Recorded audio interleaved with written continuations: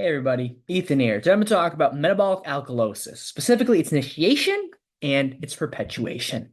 I want to start though by talking about me as a kid and my childhood love for dominoes. And no, this love was not predicated on these, complicated strategic games you see here. That was much too intellectual for me.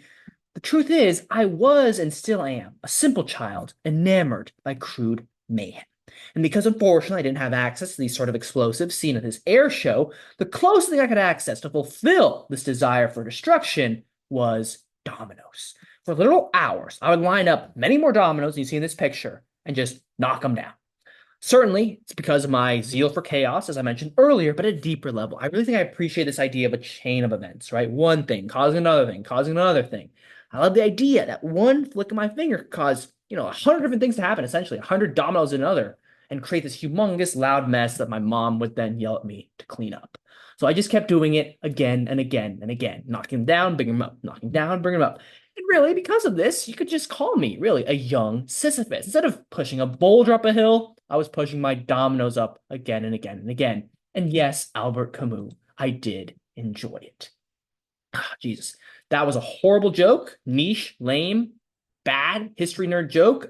If you understood it, I'm deeply sorry. If you didn't, that really is for the best. But absurdity aside, I bring this up because learning about metabolic alkalosis reminded me of a souped up version of the domino destruction I loved to do as a kid. Little Ethan, if he could understand it, which is unlikely because older Ethan hardly does, would have loved the concept of metabolic alkalosis because it's like a set of dominoes that knock each other over again and again and again, keep knocking each other over in a largely self-sustaining cycle. So with that in mind, I want to talk now about what I actually want to talk about today, which is two things: the initiation and perpetuation of metabolic alkalosis. I don't think this needs its own slide. So let's start again with initiation. For an overly simplistic understanding of what this is, let's start with some big letters. Metabolic alkalosis at a very basic level is elevated serum bicarb. That's the fundamental idea. You have an elevated serum bicarb concentration, which is the proximate cause of an alkalotic elevated pH.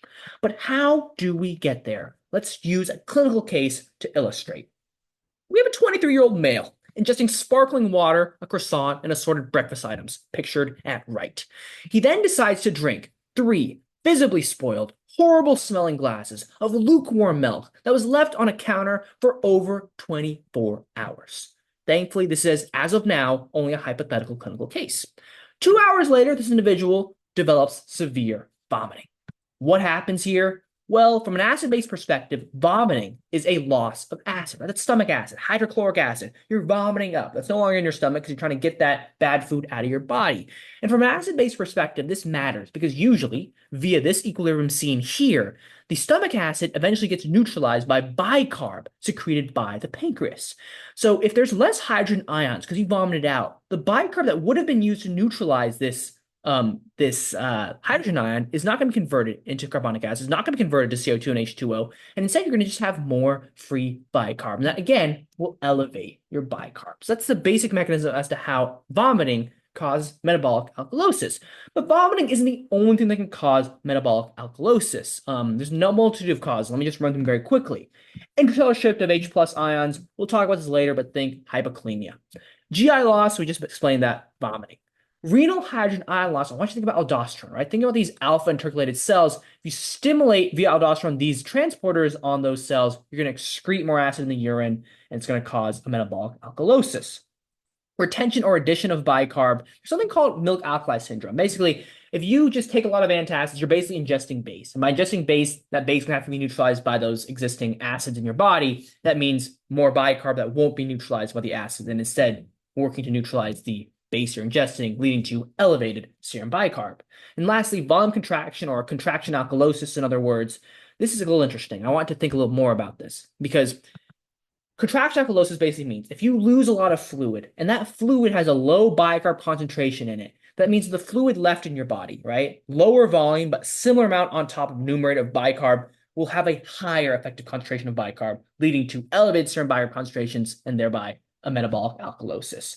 The classic example of this is sweat loss and cystic fibrosis, right? If you sweat a lot of chloride and cystic fibrosis that doesn't high in bicarb, you lose fluid, right? So the denominator when you're calculating concentration will be lower because you're losing a lot of fluid. But that numerator of bicarb won't go down as much because the fluid you lost is not really high in bicarb. So the end result is an elevated serum bicarb concentration. The key to remember is that you don't need to add bicarb to elevate serum bicarb concentration, because we have to remember that bicarb concentrations exist in a buffered equilibrium. We're not talking about just grams of bicarb, we're talking about concentrations of bicarb, which exist in that sort of buffered equilibrium. So that means shrinking the denominator via, like I just said, contraction alkalosis can increase the concentration of bicarb, or losing acid. That can also increase your bicarb, because again, that's that buffered equilibrium. There's just many ways you can cause metabolic alkalosis. Many things can cause it. I just wanted to illustrate here. That's the cause. That's the initiation. I want to talk about how now it's perpetuated. This, in my opinion, is the most fascinating part of metabolic alkalosis. And this part is the natural perpetuation, the initial derangement of the acid-base equilibrium. Metabolic alkalosis takes advantage of the natural regulatory mechanisms of the kidney to perpetuate this alkalotic problem. Unlike something like a renal tubular acidosis, which causes metabolic acidosis, the kidney itself doesn't require any dysfunction to generate this acid-base disturbance, and instead, the very function of the kidney help worsen the problem. How? Well, through the not four, but three horsemen: hypochloremia, hyperaldosteronism, and hypokalemia. These are the three horsemen because they usually accompany metabolic alkalosis as a result of whatever caused said metabolic alkalosis. But let me sort of explain what I mean here. Hypochloremia, or low chloride, I want you to think, right? Vomiting, right? If you vomit, you're going to lose hydrogen ions, as I said, but you're also going to lose chloride, hydrochloric acid. You'll lose chloride from the HCl in your stomach. So again, these are the three horsemen because they usually accompany metabolic alkalosis and therefore worsen it. Thereby also worsen, I should say. Hyperaldosteronism. So let's say you vomit a lot, or you have a volume loss, like via contraction alkalosis I mentioned earlier. That volume loss will cause the dialing up of your RAS system to maintain effective circulating volume, and that's going to accompany your metabolic alkalosis.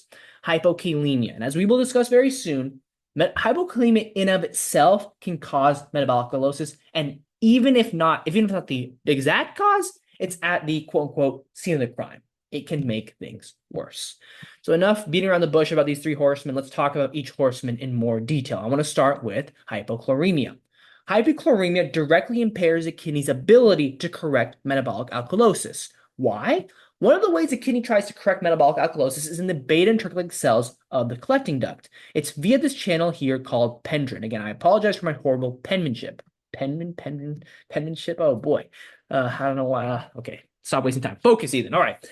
How does the kidney try to correct its metabolic alkalosis? Via pendrin. Pendrin exchanges chloride from urine in the lumen of the tubule, collecting duct, and exchanges that to excrete bicarb into said urine. Remember, what is metabolic alkalosis? Elevated serum bicarb. Pendrin helps us excrete it by exchanging it for chloride.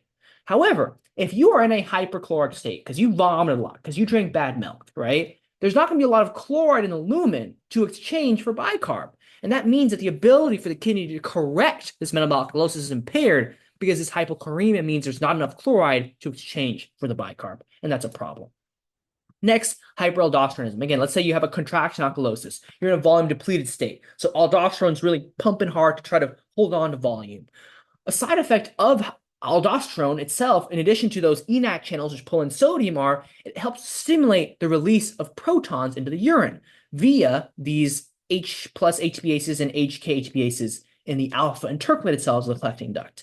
The issue here is that by secreting acid, right, you decrease the amount of available acid to neutralize the serum bicarb, leading again to elevated serum bicarb. By acting on these alpha intercalated cells, you're going to cause a net acid excretion, which again only worsens metabolic alkalosis. And lastly, hypokalemia. This is a little complicated, so just bear with me. A lot of mechanisms here. Hypokalemia is deeply implicated in metabolic alkalosis, and it's the last of the three horsemen, and it's a real doozy. I want to first talk about the HK ATPases in these alpha intercalated cells seen here in this drawing. Again, sorry for bad penmanship. In the alpha intercalated cell, in order to correct the hypokalemia, these transporters will exchange protons for potassium in the lumen of the urine, or the urine in the lumen. Apologies. So again, you're hypokalemic, you have low potassium. The body wants to hold on to potassium. It's going to pull as much potassium as it can out from the urine. However, it can't just pull in potassium. It has to maintain electron neutrality, so it's instead going to excrete acid. Excrete acid is bad, right? That means it's only going to work in the alkalosis.